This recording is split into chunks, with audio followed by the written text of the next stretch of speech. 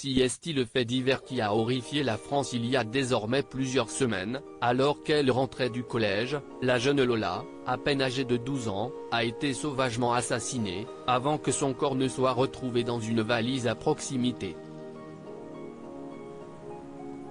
Un acte atroce, perpétré par une jeune femme, Damia B., qui n'a livré que peu d'explications à son geste. Calme et apathique devant les enquêteurs selon les informations du Monde, la meurtrière ne se serait pas vraiment livrée. Mais sa sœur aînée, également interrogée par la police, aurait été bien plus loquace.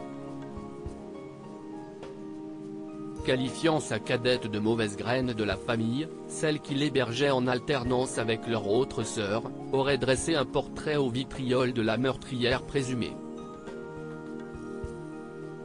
La décrivant comme bipolaire, l'aînée de la fratrie a parlé d'une jeune femme maligne, dont la forte personnalité lui permet toujours d'arriver à ses fins. Pour moi, elle est bipolaire, des fois elle rigole, des fois non. Tout le temps, elle change, conclut-elle devant les enquêteurs, avant de se montrer bien plus dure, elle sort. Elle rentre. Elle sert à rien, ma sœur.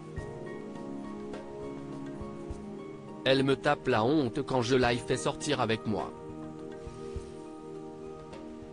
En revanche, si la grande sœur confirme que sa cadette n'a pas de travail malgré un CAP obtenu il y a peu, qu'elle fume des joints et boit de l'alcool de temps en temps, elle abonde dans le sens de la meurtrière présumée de Lola, elle l'a bien vu changer à la mort de leur mère, en juillet 2020.